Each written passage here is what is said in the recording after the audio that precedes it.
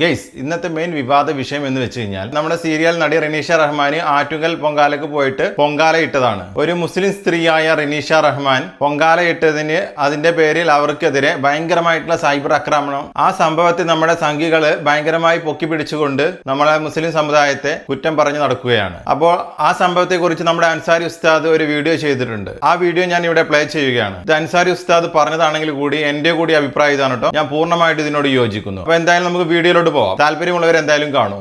Hello, ഇന്നലെ ഞാനൊരു പൊങ്കാല ഇട്ടു. നമ്മുടെ ആറ്റുകാൽ ദേവി ക്ഷേത്രത്തില് അമ്മയ്ക്ക് വേണ്ടി ഒരു പൊങ്കാല ഇട്ടു. വേറൊരു കാര്യം എന്താന്ന് വെച്ചാൽ, ജസ്റ്റ് ഒരു 10 ദിവസം മുന്നേ നോമ്പിന്റെ ഇനീഷ്യൽ ടൈമില് ഒരു ചേച്ചിയുടെ, അവർക്ക് ഒരു ഹിന്ദു ഫാമിലിയിലുള്ള ഒരു ചേച്ചിയാണ്, അവര് ഒരു വീഡിയോ ചെയ്തു. അവരുടെ ലൈഫിലെ ഫസ്റ്റ് നോമ്പാന്ന് പറഞ്ഞിട്ട് അവരുടെ കമന്റ്സും നോക്കുമ്പോൾ ഇതായിരിക്കണം നമ്മുടെ കേരളം എന്ന് തോന്നിപ്പിക്കുന്ന രീതിയിലുള്ള പോസിറ്റീവ് കമന്റ്സ് ആണ് എല്ലാവരും. ഒരു നെഗറ്റീവ് പോലും ഞാൻ കണ്ടില്ല. പക്ഷെ ഒരു 10 ദിവസത്തിന് ഇപ്പുറം ഞാനൊരു പൊങ്കാല ഇട്ടപ്പോ എന്തിനാണ് ഇത്രയും നെഗറ്റിവിറ്റി? ഒരാളെ കുത്തി നോവിക്കാനോ മോഷ്ടിക്കാനോ കുത്തിപ്പറിക്കാനോ ഒന്നും ഞാൻ നിന്നിട്ടില്ല. ഈ വർത്തമാന കാലത്ത് മുസ്ലിം ഉമ്മത്തിന്റെ ഏറ്റവും വലിയ ശാപം എന്ന് പറഞ്ഞാൽ ഒരുപറ്റം ഫേസ്ബുക്ക് ആംഗ്ലമാരാണ്. അവർ ഇൻസ്റ്റാഗ്രാമിലും അരങ്ങുവാഴുന്നവരാണ്. ഇവരെ പ്രധാനപ്പെട്ട തൊഴിലെന്ന് പറഞ്ഞാൽ ഉടുക്കാത്തവരെ ഉടുപ്പിക്കുക, തട്ടമിടാത്തവരെ തട്ടമിടിപ്പിക്കുക, നിസ്കരിക്കാത്തവരെ നിസ്കരിപ്പിക്കുക. ഇവർക്ക് മതം എന്ന് പറഞ്ഞാൽ ഒരുതരം വികാരം മാത്രമാണ്. എടാ പൊന്നുമോനെ, നീ നിന്റെ വീട്ടിൽ പോയി നിന്റെ ഭാര്യയും മക്കളും നിന്റെ ഉമ്മയൊക്കെ നിസ്കരിക്കുന്നുണ്ടോ, അവരെ അവറത്ത് മറക്കുന്നുണ്ടോ നോക്ക്. ഇത് നിന്റെ ബാധ്യതയാണ്. അല്ല നാട്ടിലുള്ള പെണ്ണുങ്ങൾ മുഴുവൻ എങ്ങനെ ജീവിക്കണമെന്ന് പറയൽ നിന്റെ ബാധ്യതയല്ല. അവർ ധാർമ്മികമായിട്ട് ജീവിക്കുന്നുണ്ടോ നിനക്ക് ഉപദേശിക്കാം. അത് മാന്യമായ ഭാഷയിലാകണം. ഏതെങ്കിലും പെണ്ണ്, ഈ റെനീഷ റഹ്മാനെയൊക്കെ ആർക്കറിയാം? ഇന്നിപ്പോൾ അവരുടെ നാട് മുഴുവൻ എല്ലാവരും അറിഞ്ഞില്ലേ? ആർക്കറിയാം? അവരൊരു സിനി ആർട്ടിസ്റ്റാണ്, അവർ വ്ളോഗറാണ്.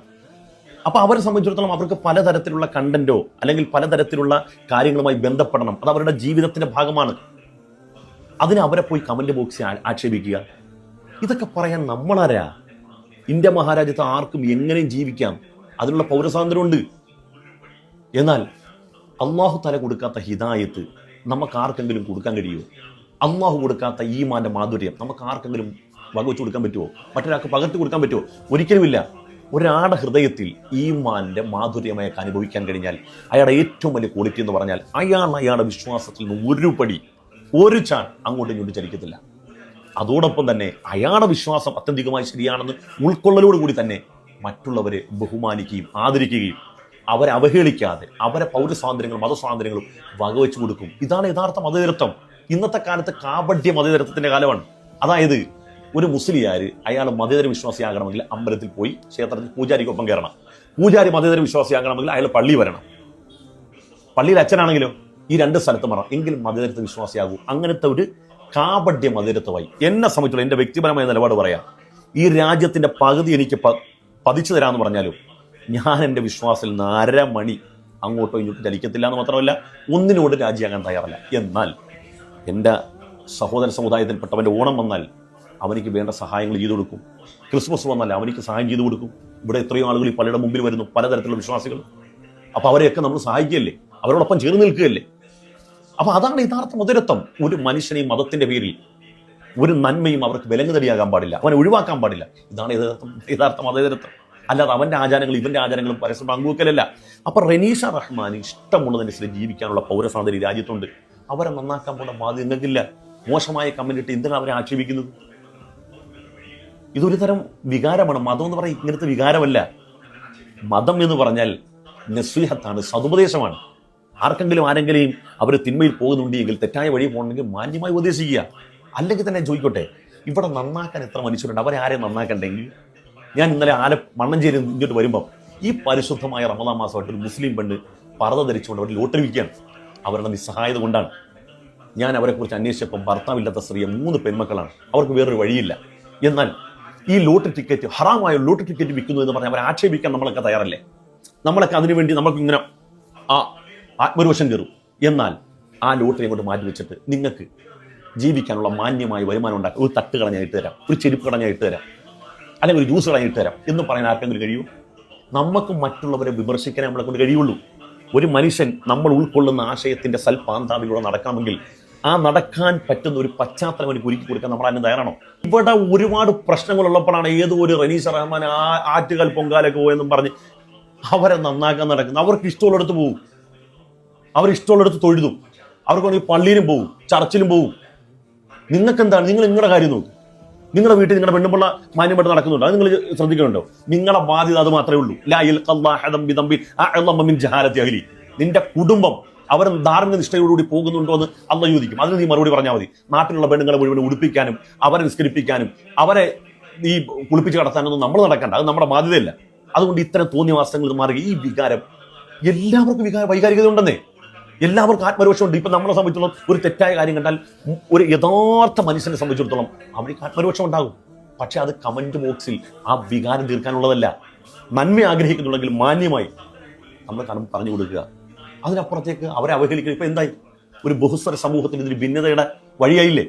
മുസ്ലിം ഉമ്മത്ത് മുഴുവൻ ഇങ്ങനെയാണെന്ന് തെറ്റിദ്ധരിക്കുന്ന അവസ്ഥയിലായില്ലേ? നിങ്ങൾ കുറച്ച് ആങ്ങളമാര്, നിങ്ങൾക്ക് എന്താ പണി?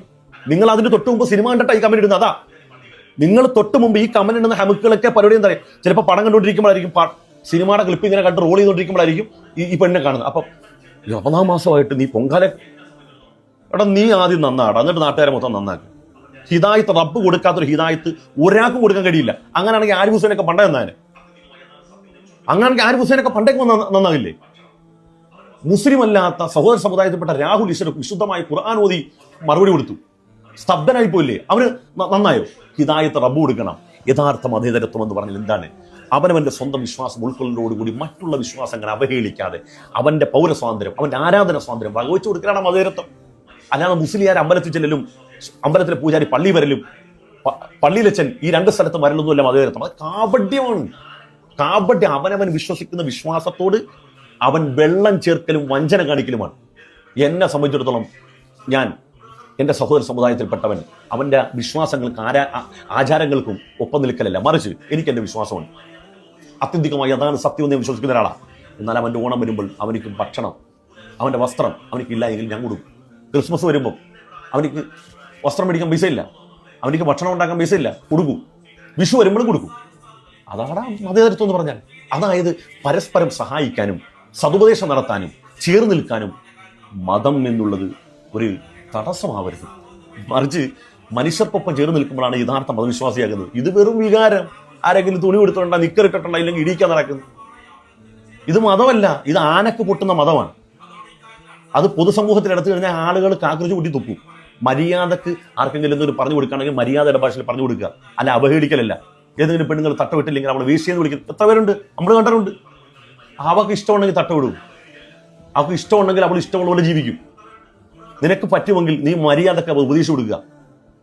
അവിടെ ഹൃദയത്തെ സ്വാധീനിക്കാൻ പറ്റുന്ന രൂപത്തിൽ ലളിത സുന്ദരമായി ഊലാലഹു കൗലല്ലീന എന്ന് പറഞ്ഞ പോലെ മാന്യമായ ഭാഷയെ പറഞ്ഞു കൊടുക്കുക. അല്ല, നിന്നെ ഇവിടെ ആരും നന്നാക്കാനൊന്നും ഇവിടെ ആരെയും ഏൽപ്പിച്ചിട്ടില്ല.